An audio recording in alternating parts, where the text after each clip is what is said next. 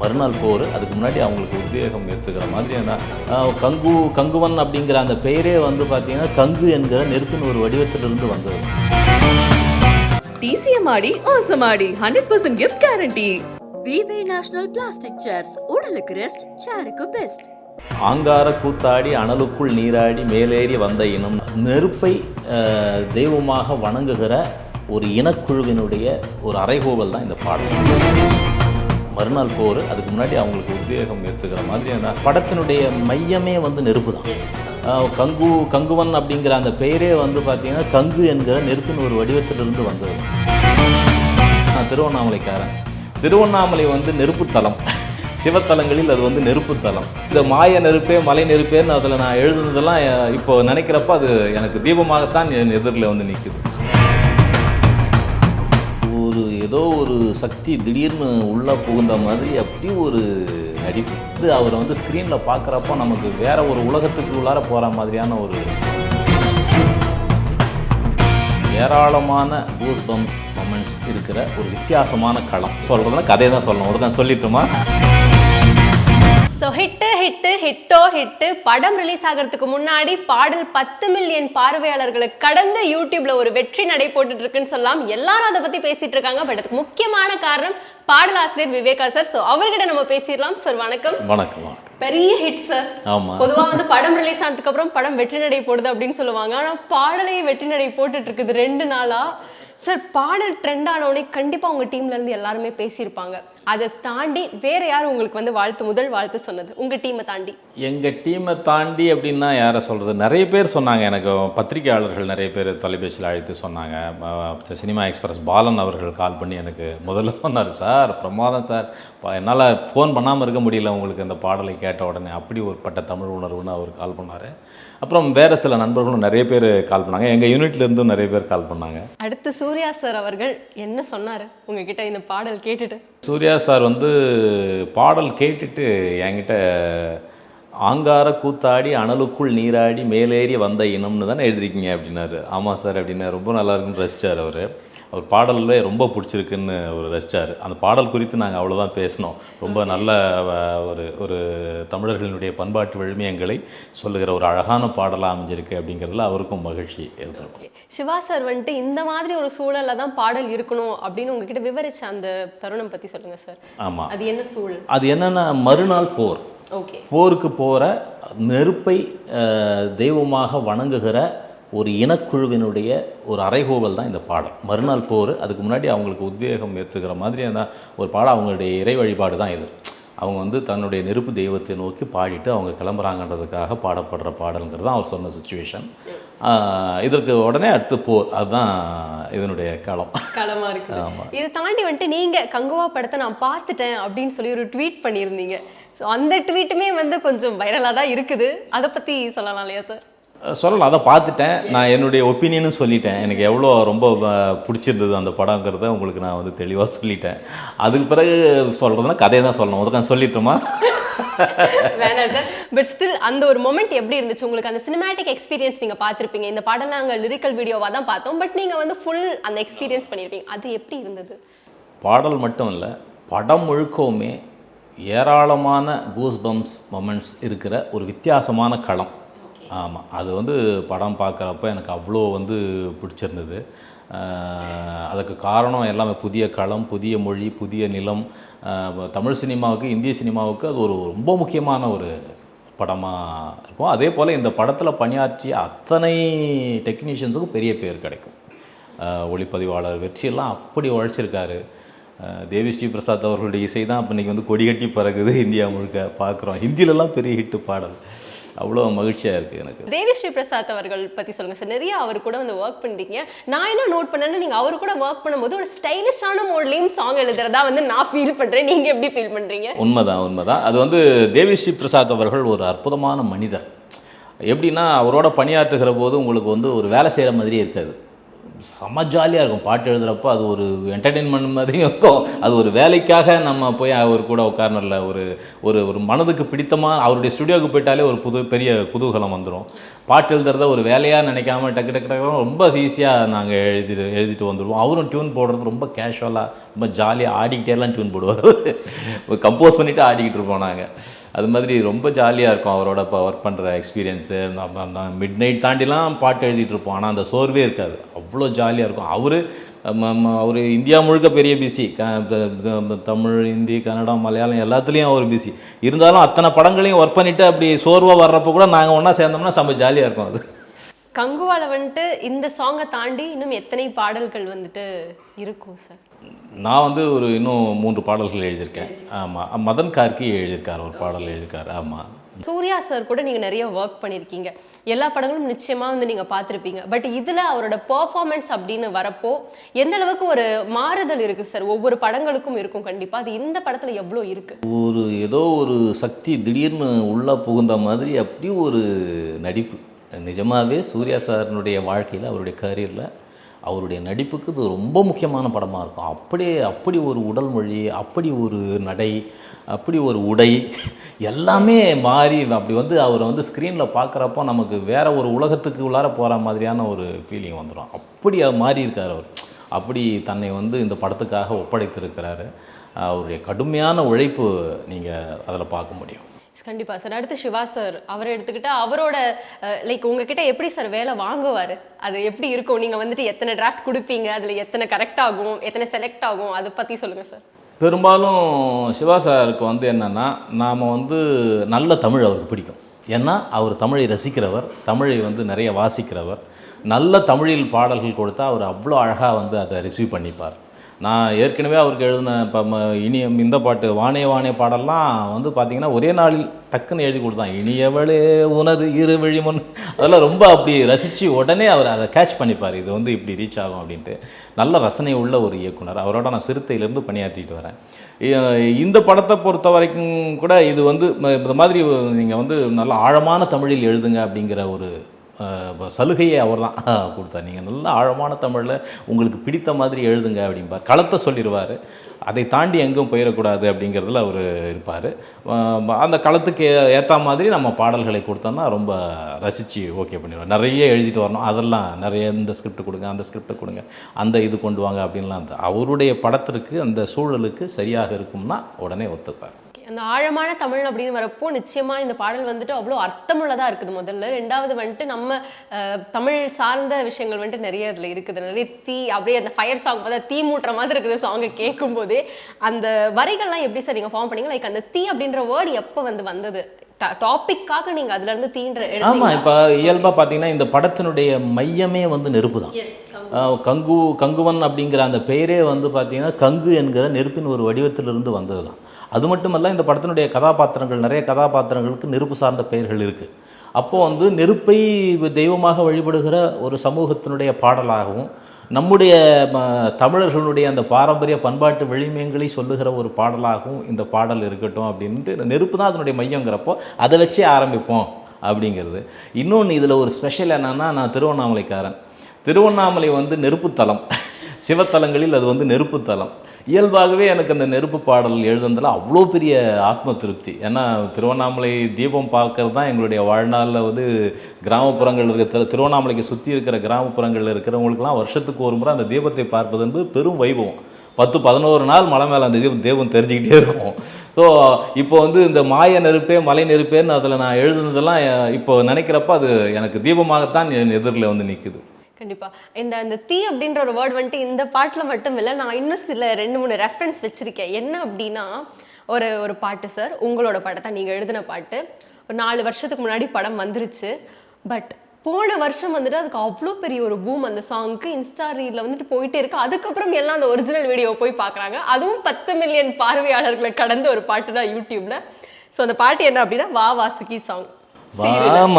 அது வந்துட்டு சார் நிஜமாலுமே வந்து அந்த இன்ஸ்டா ரீல் வந்துட்டு வந்ததுக்கு அப்புறம் அதுக்கப்புறம் போய் பார்த்து எனக்கு அதை கேட்டுட்டு இமான் சார் எனக்கு கால் பண்ணாரு.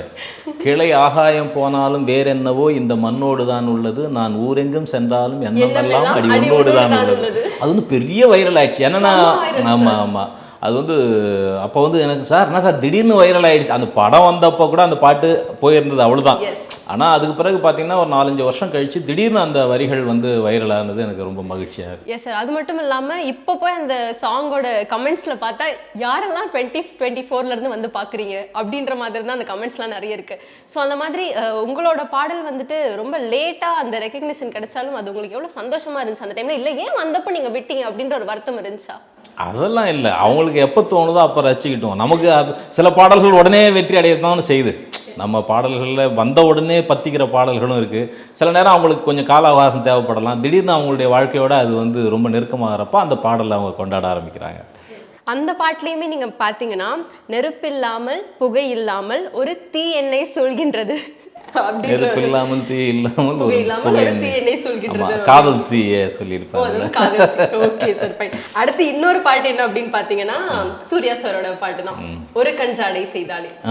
அந்த பாட்டும் வந்துட்டு அந்த பாட்டுலையும் வந்துட்டு இந்த வரிகள் நிச்சயமா நீங்க அந்த பாடல் வீடியோ எடுத்தீங்கன்னா கமெண்ட்ஸ்ல இந்த வரிகளை எல்லாருமே வந்து டைப் பண்ணி ஃபுல்லா டைப் பண்ணி வச்சிருப்பாங்க. அது என்ன வரினா, ஆசையெல்லாம் பூட்டி வைத்தேனே சாவி உந்தன் வெளிகளிலே அனுமதிக்கும் பார்வை வந்தாலே அள்ளிக்கொள்வேன் நிமிடத்திலே. சார் இது ஃபர்ஸ்ட் எப்படி ஃபார்ம் பண்ணீங்கன்னு சொல்லிடுங்க சார். இது வந்து பலருக்கும் பிடிச்ச வரிகளா இருக்குது.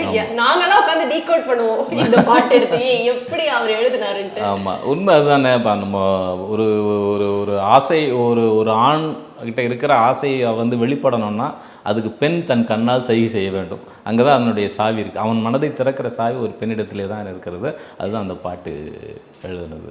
இன்னொரு விஷயம் என்ன அப்படின்னா, ரொம்ப காதல் பாடல்கள் எல்லாமே ரொம்ப ரொம்ப மென்மையா தன்மையா அப்படி வந்துட்டு பயங்கரமா இருக்கும் உங்களோட வரிகள். இதுக்கெல்லாம் யார் சார் உங்களுக்கு லைக் ஒரு இன்ஸ்பிரேஷன் இருக்கும்ல? காதல் வரிகள்னா இப்போ சில பேர் வந்துட்டு காதலிச்சு அந்த அனுபவத்தில் எழுதுவாங்க. சில பேர் வந்துட்டு சில படங்கள் பார்த்து அந்த ஹீரோ ஹீரோயின் பண்ணுற ரொமான்ஸ் பார்த்துச்சா இது நல்ல காதலாக இருக்கே அப்படி எழுதுவாங்க. உங்களுக்கு என்ன? எல்லாமே தான். நானும் காதலிச்சிருக்கேன், காதலர்களையும் பார்த்துருக்கேன். நிறைய காதலர்களும் நண்பர்களாக இருந்திருக்கிறாங்க. காதலை நம்ம வாழ்நாள் முழுக்க கடந்து தானே வந்துக்கிட்டு இருக்கோம். காதல் இல்லாத வாழ்க்கை, காதல் இல்லாத நாள் இருக்கா? சுற்றிலும் காதல்கள் தான் இருந்துகிட்ருக்கு. நிறைய காதலிக்கிறார்கள், நிறைய பேருடைய காதலை நாம் பார்க்குறோம். நாமும் காதலை கடந்து வந்திருக்கோம். இயல்பு தான் அது. ஸோ இதை தாண்டி பாருங்க, நான் அந்த தீன்ற வேர்டை விட்டு கொஞ்சம் நகர்ந்துட்டேன். உங்கள் பாடல் வரிகள் கேட்டாலே அப்படியே நானும் அதில் வந்து மெய் மறந்து போயிடுறேன். அந்த தீ அப்படின்றது எதுக்காக நான் சொன்னேன் அப்படின்னா, புஷ்பா 2லையும் பாடல்கள் வந்து வெளியாகிருக்கு. ஆமாம். ஸோ அதில் வந்துட்டு சூடான தீ கங்கு மாதிரி இருப்பானே என் சாமி. சோ அந்த பாட்டும் வந்துட்டு எல்லாரும் ஹூக் ஸ்டெப் போட ஆரம்பிச்சிட்டாங்க. அந்த கண்ணெல்லாம் இப்படி வச்சு ஹூக் ஸ்டெப் போட ஆரம்பிச்சாங்க. அதுலயும் வந்து அந்த தீன்ற வேர்ட் இருக்கு. என்ன மேஜிக் சார் தீக்கும் உங்களுக்கும்? இந்த தீ வந்து நிறைய வரத்தான் செய்யும். அது வந்து தீ வந்து நமக்கு மேலேயும் தீ தான் இருக்குது, நமக்கு கீழேயும் தீ தான் இருக்குது, நம்முடைய உடல்லையும் வெப்பம் இருக்குது. அப்போ வந்து இது வந்து இயல்பு. அது வந்து காதல் வந்து தீ மாதிரி பற்றிக்குது அப்படிங்கிறது இயல்பான ஒரு ஓமை. அதனால் அது இயல்பாக வரும். Okay sir. இந்த புஷ்பா 2வோட அந்த 2 சாங் வெளியில் வந்திருக்கு. ஆமாம். ஸோ அதுவும் பயங்கரமாக வெற்றி அடைஞ்சிருக்கு. அதை பற்றி சொல்லுங்கள் சார். ஆமாம், பெரிய வெற்றி அடைஞ்சிருக்கு. புஷ்பா புஷ்பா புஷ்பா அந்த பாட்டு பார்த்தீங்கன்னா பெரிய வைரல் ஆச்சு. அதுக்கு பிறகு இப்போ இந்த சூடான தீ கங்கு மாதிரி அவங்க ஸ்ரேயா கோஷலினுடைய வாய்ஸில் ரொம்ப அது வாய்ஸ் மிக்சிங்கில் கூட நான் இருந்தேன் கூட. ஓகே. ரொம்ப அழகாக வந்து அந்த பாடல் வந்து அமைஞ்சிருக்கு. ஒரு கணவன் மனைவிக்கான ஒரு இன்டிமெசி. அந்த பாடல் மிகப்பெரிய வெற்றி அடைஞ்சிருக்கு. அடுத்து எழுதியிருக்கோம் ஒரு பாட்டு, அது ஒரு மிகப்பெரிய வைரல் ஆகும். எத்தனை சாங்ஸ் சார் நீங்க ஃபுல்லாவே நீங்க தான் வர்க் பண்ணிருக்கீங்க? இது வரைக்கும் எழுதிட்டு இருக்கேன். அடுத்த பாடல்கள் பத்தி இன்னும் அப்டேட் தெரியல. Okay sir. அந்த ஊ சொல்றியா மாதிரி வேற ஏதாவது ஒரு சாங் இதுல இருக்குமா? இன்னும் அதை பத்தி எனக்கு தெரியலங்க. அது சோ இது வரலும் இந்த 2 சாங் தான் போயிட்டு இருக்கு. சார் இதை தாண்டி உங்களோட அடுத்த ப்ராஜெக்ட் என்னவா இருக்கும் சார்? புஷ்பா 2 இப்போ அடுத்து டிசம்பர் ரிலீஸ் ஆகும். உடனே அடுத்து சப்தம் ரிலீஸ் ஆகுது. அதனுடைய அனைத்து பாடல்களும் எழுதியிருக்கேன். ஓகே. ஏறக்குறைய ஒரு 70க்கும் மேற்பட்ட படங்கள் இருக்குது வரிசையாக வர்றதுக்கு. அடுத்து திரு தேவிஸ்ரீ பிரசாத் அவர்களுடைய வந்து குட் பேட் அக்லி எழுதிட்டுருக்கேன். அதுக்கு பிறகு குபேரா எழுதிட்டுருக்கேன். அவர் தனுஷ் அவர்களோட புஷ்பா 2 போயிட்டுருக்கு. இந்த பக்கம் சப்தம், பார்டர் அந்த மாதிரியான படங்கள் போயிட்டுருக்கு. நம்ம போஸ் வெங்கட் அவர்களுடைய இயக்கத்தில் அவர் படம் போயிட்டுருக்கு. சார் என்கிற ஒரு படம் போயிட்டுருக்கு. அதுக்கு ஏராளமான படங்கள் போயிட்டுருக்கு. வரிசையாக சொல்லணுன்னா இவ்வளோ பிஸியாக இருக்க ஒரு மனுஷன் வந்து எப்போ அமைதியாக ஒரு டைமை தேடி உட்காந்து எழுதுவீங்க நீங்கள்? எப்பவும் எழுதிக்கிட்டா, நீங்கள் வரதுக்கு முன்னாடி நான் எழுதிக்கிட்டு தான் இருந்தேன். அப்படி தான் இருக்க முடியும். நான் எப்பவும் எழுதிக்கிட்டு தான் இருக்க முடியும். ஏன்னா தினந்தோறும் பாடல் எழுத வேண்டிய சூழல் இருக்கிற நிறைய படங்கள் வரிசையாக இருக்குது. இன்றைக்கி கூட பார்த்திங்கன்னா திரு அம்பரீஷ் அவர்களுடைய இசையில் நொடிக்கு நொடி என்று விஜய் ஆதிராஜ் இயக்குகிற அந்த படத்துக்கு பாடல் எழுதிட்டு இருந்தேன். அது பிறகு இப்போ அப்படியே நம்ம வந்து அடுத்தடுத்து ஒரு நாளும் ஒரு படம் போயிட்டே தான் இருக்கும். அடுத்து திரு இமான் அவர்கள் இசையில் பேட்டா ராப் என்கிற 4 பாடல்கள் எழுதியிருக்கேன். அடுத்து வள்ளிமயில் என்கிற அந்த படம் போயிட்டுருக்கு. அவருடைய இயக்கத்தில் அடுத்தது வந்து ஏராளமான படங்கள் அவர்கிட்டே இப்போ ஏறக்குறைய ஒரு 7-8 படங்கள் அவருடைய இசையில் போயிட்டுருக்கு. Super sir. இவ்வளோ ஒரு பிஸியான ஒரு பொசிஷனுக்கு நம்ம வந்துட்டோம். பட் ஸ்டில் கொஞ்சம் அப்படியே ரிவைண்ட் பண்ணி பார்த்தா ஒரு இப்போ லிரிசிஸ்டாக இல்லாத ஒரு சார் விவேகா சார் வந்துட்டு எப்படி ஒரு சாதாரண மனிதர் கவிஞனானது எப்படி அப்படின்றத நீங்கள் சிம்பிளாக சொல்ல முடியுமா சார்? ஆக்சுவலி இதுக்கு வந்து ஒரு பழைய சொலவடை இருக்குது. என்னென்னா பேச்சாளன் உருவாக்கப்படுகிறான், கவிஞன் பிறக்கிறான் அப்படின்னு சொல்லுவாங்க. இதுக்கு வந்து நம்ம நதி மூலம் ரிஷி மூலம் கண்டுபிடிக்க முடியாது. இயல்பாகவே நமக்கு பாடலின் மீது ஒரு ஆர்வம் வந்தது. எங்கள் அப்பா நாட்டுப்புற கலைகளின் மீது பெரிய ஆர்வம் உள்ளவர், அதுவும் ஒரு காரணமாக இருக்கலாம். ஆனால் சிறு வயதுலேருந்தே நான் பாட்டு எழுத ஆரம்பிச்சிட்டேன். இசைக்கு வந்து பாட்டு எழுதுறது வந்து சிறு வயதில் ஒரு 4வது படிக்கும்போது நான் பாட்டு எழுத ஆரம்பிச்சிட்டேன். 4வது படிக்கும்போதே பாட்டு மாதிரி எழுத ஆரம்பிச்சிட்டேன். ஆமாம் எழுதுகிற பழக்கம் எனக்கு சிறு வயதுலேருந்து. நான் கல்லூரி மாணவ நாவலர். கவிதை போட்டியில் மாநில முதல் எங்கள் திருவண்ணாமலை அரசு கலைக் கல்லூரியில் கவிதை போட்டியில் மாநில முதல். நிறைய பேச்சு போட்டிகள், கவிதை போட்டிகள், கட்டுரை போட்டிகள்னு கல்லூரி காலத்தில் நான் கல்லூரியில் இருந்ததை விட பல்வேறு கல்லூரிகளுக்கு சுற்றினது தான் அதிகம். சென்னைக்கெலாம் நான் அப்போ தான் வந்திருக்கேன். இப்போ மறைந்த கலைஞர் அவருடைய கையால் நான் வந்து கல்லூரி 2nd இயர் படிக்கும்போதே பரிசு வாங்கியிருக்கேன். பேச்சு போட்டியில் வந்து வாங்கியிருக்கேன். அதுபோல் நிறைய மாநில அளவிலான முதல் பரிசுகள் கவிதை போட்டிகளில். அகில இந்திய மாங்கனி கண்காட்சின்னு கிருஷ்ணகிரியில் நடைபெற்ற மிகப்பெரிய மாங்கனி கண்காட்சியில் அப்போது சமூக நலத்துறை அமைச்சராக இருந்த அமைச்சரிடத்தில் நான் வந்து பரிசு பெற்றேன். நான் அப்போ வந்து 3ஆம் ஆண்டு படித்து கொண்டிருக்கிறேன். 1ஆம் ஆண்டு படிக்கிறேன் கணிதத்துறையில். நான் பிஎஸ்சி மேத்தமெட்டிக்ஸ் ஸ்டூடெண்ட். ஆமாம், ஆனால் தெரியாமல் போய் சேர்ந்துட்டேன். தெரியாமல் பிஎஸ்சியில் மேத்ஸில் சேர்ந்துட்டேன். அண்ணன் வந்து எம்எஸ்சி ஃபிசிக்ஸ் பண்ணியிருந்தார். அதனால் நீ பிஎஸ்சி மேத்ஸ் உனக்கு சரியாக இருக்கும்டா நாங்கள் சேர்த்து விட்டார். ஆனால் அதுக்கு பிறகு நான் தமிழில் தான் ரொம்ப ஆர்வமாக சுற்றிக்கிட்டு இருந்தேன். எப்போ பார்த்தாலும் நான் தமிழ் துறையில் தான் இருப்பேன். என்னுடைய பேராசிரியர் பகவத்சிங் துறைத் தலைவராகவும் இருந்தார். அவரோடலாம் ரொம்ப நெருக்கமாக இருப்பேன். எங்கள் கணிதத்துறை தலைவரை விட நான் தமிழ் துறை தலைவரோட தான் ரொம்ப நெருக்கமாக இருப்பேன். அவரோட சேர்ந்து நிறைய நிகழ்வுகளுக்கு ஒன்றா போயிருக்கேன். பல மாவட்டங்களுக்கு போய் பேசியிருக்கேன், கவிதை ஆடியிருக்கேன். ரொம்ப அற்புதமான நிகழ்வு. திருவண்ணாமலை அரசு கல்லூரியை மறக்கவே முடியாது சார். கவிஞர்களுக்கே உரித்தான ஒரு இயல்பு என்னென்னா சுற்றி இருக்க எல்லா விஷயங்களையும் ரசிக்கிறது. அப்படி இருக்கும்போது நீங்கள் ரசித்து பார்த்த ஒரு கவிஞர் அப்படின்னா யாரை சொல்லலாம் சார்? நான் கவியரசு கண்ணதாசன் அவர்கள். நான் நிறைய பேட்டிகளில் சொல்லியிருக்கேன். எனக்கு கவியரசு கண்ணதாசன் அவர்களை அவ்வளவு பிடிக்கும். அது காரணம் அவர் வாழ்க்கையிலேருந்து வார்த்தை எடுத்தவர். அவர் வந்து நீங்கள் வந்து வாழ்க்கையினுடைய எல்லா பிரச்சனைகளுக்கும் எல்லா நிகழ்வுகளுக்கும் அவர்கிட்ட ஒரு ரெஃபரன்ஸ் இருக்கும். ஸோ அப்படி ஒரு அபாரமான கவிஞர் கவியரசு கண்ணதாசன் அவர்கள். எனக்கு அவரை அவ்வளோ பிடிக்கும். அதை நிறைய ஏற்கனவே நான் பதிவு செஞ்சுருக்கேன். பட்டுக்கோட்டை கல்யாண சுந்தரம் அவர்கள் எல்லாமே சொல்லலாம். நீங்கள் ரசித்த வரிகள் ஏதாவது உங்களுக்கு மனசில் நிற்கிற வரிகள் ஏதாவது? யார்? யாரோட வரிகளாக வேணாலும் இருக்கலாம். இந்த வரிகள் வந்துட்டு கேட்கும் போதெல்லாம் எனக்கு ரொம்ப இதமாக. நீங்கள் கண்ணதாசன் அவர்கள் நீங்கள் தோட்டுங்க. அதாவது சந்தனத்தை எந்த இடத்தில் தொட்டாலும் வாசம் வரும் என்பது போல் கண்ணதாசன் அவர்களுக்கு யோசிக்கவே வேணாம். அவருடைய எந்த பாட்டை மயக்கமாக கலக்கமாக உனக்கும் கீழே இருப்பவர் கோடி உணர்ந்து பார்த்து நிம்மதி தேடு. வண்டி ஓட சக்கரங்கள் 2 மட்டும் போதும், அந்த 2இல் ஒன்று சிறியதென்றால் எந்த வண்டி ஓடும். எலும்புக்கும் சதைக்கும் மருத்துவம் கண்டேன், இதற்கு ஒரு மருத்துவம் கண்டேனா. அப்பா காற்றுக்கென்ன வேலி கடலுக்கென்ன மூலி கங்குக்குள்ளே இது அடைந்து விடாது. இப்படி ஏராளமான பாடல். நீங்கள் திரும்புகிற பக்கம்லாம் அவருடைய பாடல் தானே. உன் கண்ணில் நீர் வழிந்தால். கண்ணதாசன் அவர்களை பற்றி பேசினா நம்ம பேசிக்கிட்டே இருக்கலாம். என்ன இளமனது எவ்வளவு நல்ல குணம், உன்னை கணிகை என்றால் உலகமே கணிகமையும், பொன்னை சருகென்றால் புவியெல்லாம் சருகளவோ, கண்ணகியின் கற்புக்கு தாய் கற்பு உன் கற்பு அப்படியும். கண்ணகி சிறந்தவளா, கண்ணகி கற்பிலே சிறந்தவளா, மாதவி கற்பிலே சிறந்தவளா என்பதற்கு மாதவி தான் கற்பில் சிறந்தவள் என்பதற்கு அவர் சொல்லுவார். கண்ணகியின் கற்புக்கு தாய் கற்பு உன் கற்பு. கணிகர் குலத்திலே பிறந்தாலும் கூட கற்பை வந்து இதயத்திலே வைத்து போற்றிய ஒரு மாபெரும் ஆளுமை அல்லவா நீ என்று மாதவி அப்படி போற்றுவார் கவிகள். அப்படி கவியரசு கண்ணதாசன் நான் ரசித்து படித்திருக்கிறேன். எனக்கு மிக பிடித்த ஆளுமை அவர். சரி, நீங்கள் ரசித்து சொல்கிறதுலேயே தெரியுது சார். இப்போ எனக்கு போய் வேறு என்னென்ன இருக்குது நம்ம எடுத்து கேட்கலான்ற அளவுக்கு எனக்கு தோணுது சார். நிச்சயமாக இவ்வளவு வருஷங்கள் வந்து நீங்கள் சினிமா துறையில் இருந்துகிட்ருக்கீங்க. இவ்வளோ வருஷமே ஒரு நல்ல உச்சத்திலே இருந்துகிட்ருக்கீங்க அப்படின்றது வந்து சார் இது பெரிய உழைப்புனால் மட்டும்தான் முடியும். ஸோ இன்னும் என்னென்ன விஷயங்கள் வந்துட்டு என்னோடய வாழ்க்கையில் நான் செய்யணும் அப்படின்னு நீங்கள் ஒரு பக்கெட் லிஸ்ட் மாதிரி வச்சுருக்கீங்களா? எனக்கு வந்து நிறைய பாடல்கள் தொடர்ச்சியாக எழுதிட்டே இருக்கணும். நான் விரும்புகிற மாதிரி நிறைய புதிய களங்களில் எழுதணும். இப்போ பார்த்தீங்கன்னா இப்போ கங்குவால் எழுதுனது எனக்கு அவ்வளோ பெரிய ஆத்ம திருப்தி. ஏன்னா அந்த தமிழர்களுடைய அந்த பண்பாட்டு விழுமியங்களை ஒரு பாடலில் சொல்லி அந்த பாடலும் இவ்வளோ பெரிய வைரலாக இருக்கிறது தான் எனக்கு பெரிய மகிழ்ச்சி. ஒரு கமர்ஷியல் பாட்டு ஹிட்டாக இருந்தால் ஒரு சாதாரண மகிழ்ச்சி இருக்கும். ஓகேப்பா, அது நடந்துக்கிட்டே தான் இருக்குது. அது வருடந்தோறும் வந்து கமர்ஷியல் பாட்டு நமக்கு பெரிய ஹிட்டு இருந்துக்கிட்டே இருக்குது. ஆனால் இது மாதிரி ஒரு தரமான, எப்போதும் போற்றப்படக்கூடிய, இப்போ நீங்கள் பார்த்தீங்கன்னா இனிமேல் இது வந்து கல்லூரிகளில் பள்ளிகள்லாம் குழந்தைகள் ஈஸியாக போட்டு ஆடுவாங்க. ஏன்னா அவங்களுக்கும் இது ஒரு உணர்வான பாடலாக இருக்கும். இது மாதிரி பாடல் வைரல் ஆகிறப்போ உலகமெங்கும் போற்றப்படுகிற போது இன்றைக்கி பார்த்தீங்கன்னா 4-5 நாளாக எங்கே பார்த்தாலும் ஃபயர் சாங் தான், எங்கே பார்த்தாலும் கொண்டாடிட்டு இருக்காங்க. அதுவும் ரொம்ப மகிழ்ச்சியாக இருக்குது. அதான் இது மாதிரி பாடல்கள் புதிய புதிய களங்களில் நான் இயங்கிக் கொண்டே இருக்க வேண்டும் என்பதுதான் என்னுடைய எதிர்கால ஆசை. இதே மாதிரி பாடல்கள் உங்ககிட்ட இருந்து வந்துகிட்டே இருக்கணும், அதை நாங்கள் கேட்டு ரசிச்சுக்கிட்டே இருக்கணும். All the very best. ரொம்ப மகிழ்ச்சி. நன்றி.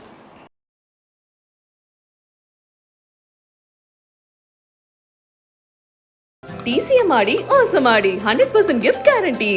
விவே நேஷனல் பிளாஸ்டிக் சேர்ஸ் உடலுக்கு ரெஸ்ட், சேருக்கு பெஸ்ட்.